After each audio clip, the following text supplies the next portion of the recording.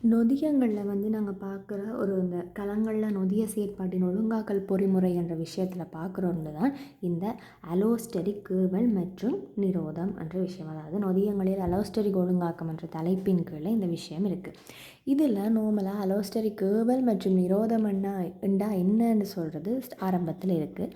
அப்போ இதில் வந்து எங்களுக்கு என்ன குழப்பம்னு சொன்னால், நார்மலாக அந்த தியரி தெரிஞ்சிருக்கும். அதாவது 2 விதமான வடிவ நிலைகள் இருக்கும். ஒன்று உயிர்ப்புள்ள நிலை, அடுத்தது உயிர்ப்பற்ற நிலை. அதுவும் வந்து என்ன தொழிற்பாட்டுக்குரியதாகவும் தொழிற்பாட்டுக்கற்றதாகவும் அந்த மாறி மாறி செயற்பட்டு கொண்டிருக்கும் என்றெல்லாம் நாங்கள் பார்த்துருப்போம். அப்போ இதெல்லாம் நார்மலாக எல்லாம் சொன்னாலும் நாங்கள் இந்த விஷயத்தை சொன்ன நீட்டாக எழுதிட்டாலும் எஸ்ஏ கேட்டு எழுதிட்டாலும் எந்த விஷயமால குழப்பம் பண்ண மாட்டேங்க. இதுங்க அலோஸ்டரிக்கில் இன்னொரு விஷயம் உங்களுக்கு தெரியும் என்ன, எப்பயுமே அந்த அலோஸ்டரிக் இப்போ 4 உபஅலகு கொண்டிருக்கிறாருன்னு சொன்னால் இப்போ உயிர்ப்பு மையம்ன்றது பொதுவாக இருக்கும். அந்த ஒவ்வொன்றுக்கும் இருக்க போது அதை தாண்டி இந்த உயிர்ப்பு மையங்கள் அல்லாத வேறொரு பகுதி, அதாவது இந்த அலோஸ்டெரிக் தானம் என்று சொல்கிற உபஅலகுகளுக்கு இடைப்பட்ட பகுதி அப்படி வேறு பகுதியில் தான் என்ன நடக்க போகுது, இந்த ஏவி அல்லது நிரோதி இணைவாங்கன்னு சொல்லி பார்த்துருப்போம். அப்போ இதில் எங்களுக்கு என்ன தேவை வருமெண்ட மறப்பம்னு சொன்னால் இந்த ஏவல் அடுத்தது நிரோதம் இந்த ரெண்டையும் மேற்கொள்கிறதுக்கு எங்களுக்கு தந்திருக்கிற உதாரணங்கள் தான் எங்களுக்கு மறக்க பெரும்பாலான காரணமாக இருக்குது. அப்போ அவர் என்ன ஞாபகம் பார்ப்போம். எங்களுக்கு நார்மலாக தெரிஞ்சிருக்கும், இந்த சோர்ஸில் பார்த்தாலே தெரியும், ஏடிபி மற்றும் ஏடிபி இந்த ரெண்டும் தான் எங்களுக்கு இந்த ஏவி நிரோதிக்கு உதாரணமாக தந்திருக்காங்க. அதாவது அவங்க அந்த சக்தியை உபயோகித்து, அதாவது உண்டில் உற்சோபத்தின் மூலியமாக அல்லது அவசபத்தின் மூலியமாக என்ன செய்ய போகுது, ஏடிபி ஏடிபியாக மாறும், முன்னாடி ஏடிபி ஏடிபியாக மாறும்ன்றதை தந்திருக்காங்க. இப்போ இதுக்குன்றது தான் எங்களுக்கு குழப்புற ஒரு விஷயமா இருக்கும். அதை ஞாபகம் வச்சுருக்கிறதுக்கு தான் இப்போ நாங்கள் ஒரு விஷயம் பார்க்க போகிறோம். இதுவும் சாதாரணமாக இந்த நாங்கள் எழுத்துக்களை வச்சு தான் இப்போ ஞாபகம் வச்சுருக்க போகிறோம் அப்படின்னு சொல்கிறோம். ஏவலை மேற்கொள்கிற வரை நாங்கள் அலோஸ்டெரிக் ஏவி என்ற வார்த்தையை தான் நாங்கள் யூஸ் பண்ணோம். அலோஸ்டெரிக் ஏவி அப்படி எழுதிடுறேன். Allosteric AV. அதே மாதிரி நிரோதத்தை மேற்கொள்கிறார். இப்போ இதை விடுவோம், இதில் சும்மா எழுதினா ஏவலை மேற்கொள்கிறவர் அலோஸ்டெரிக் ஏவி, நிரோதத்தை மேற்கொள்கிறவர் அலோஸ்டெரிக் நிரோதி. அலோஸ்டெரிக் நிரோதி சரியா. அப்போ ஏவலை ஏவி விடுறவர் வந்து அந்த தாகத்தை தூண்டுறவர் மாதிரி அவர் வந்து ஏவியாக இருக்கப்போட அந்த தாகத்தை நிரோதிக்கிறவரை நாங்கள் இப்போ நிரோதத்தை மேற்கொள்கிறவரை நிரோதின்னு சொல்ல போகிறோம்.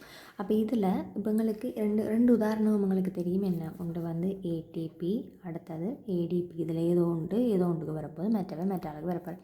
அப்போ எங்களுக்கு இந்த ஏபி இந்த 2 வார்த்தையுமே பொதுவாக தான் இருக்குது. அப்போ நாங்கள் இப்போ இவரை பற்றி கதைக்க போனால் இங்கே இருக்கிற ஆக்களை பற்றி பார்ப்போம் சரியா. இதன் உண்மையான அர்த்தம் என்ன, அடினோசின் ட்ரைபொஸ்பேட் அடினோசின் டைபொஸ்பேட்.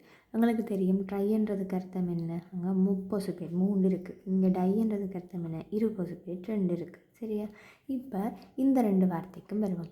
இந்த 2 வார்த்தையிலையுமே பார்த்தோம்னா எங்களுக்கு அலோஸ்டெரிக் என்ற பெயர் வந்து என்னவாக இருக்குது, பொதுவான பெயராக தான் இருக்குது. அப்போ அதனால் நாங்கள் அவரை விட்டு ஏவி நிரோதி இந்த 2 விஷயத்தையும் பார்ப்போம். இங்கே ஏவி என்றவர் எத்தனை எழுத்து சேர்ந்தவராக இருக்கார், 2 எழுத்து. நிரோதி என்றவர் 3 எழுத்து. அப்போ இதை வச்சு பார்த்தோம்னு சொன்னால் அப்போ அதுக்கே தான் வரப்போகுது. அப்போ ட்ரை என்ற அர்த்தம் இருக்கிற இந்த ட்ரை என்ற விஷயம் அங்கே இருக்குது ஏடிபியில். அப்போ அந்த ஏடிபி தான் அங்கேயும் 3 இங்கேயும் 3. அப்போ நிரோதிக்கு உதாரணம் தான் ஏடிபியாக இருக்க போகுது. அதேமாதிரி இங்கே டை அண்டைக்குள்ள அது 2, ஏவி அண்டைக்கு 2.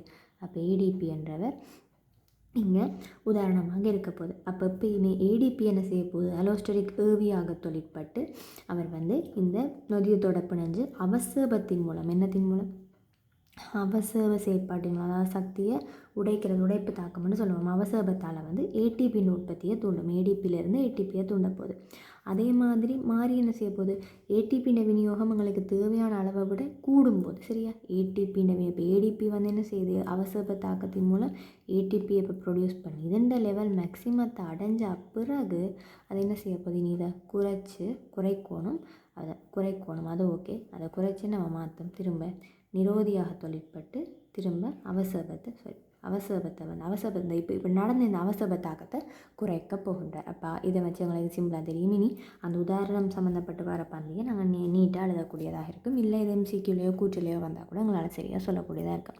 ஏடிபி என்றவர் அவசப தாக்கத்தை மேற்கொள்கிறார். அவர் வந்து ஏவியாக இருக்க போகிறார். ஏடிபி அதாவது ட்ரைபொஸ்பேட் என்றவர் நிரோதியாக தொழிற்பட்டு அந்த அவசப தாக்கத்தை குறைக்கிறார். எங்களுக்கு இந்த சோர்ஸில் உற்சவ தாக்கத்தை மேற்கொள்ள அப்படிலாம் சொல்லலை. அப்போ அதால் நாங்கள் அதை பற்றி கேட்க வேண்டாம். குறிப்பிட்ட இதால் நடக்கிற அந்த அவசப தாக்கத்தை இவர் குறைப்பார். அதை ஞாபகம் வச்சுருந்தா சரி, ஓகேவா.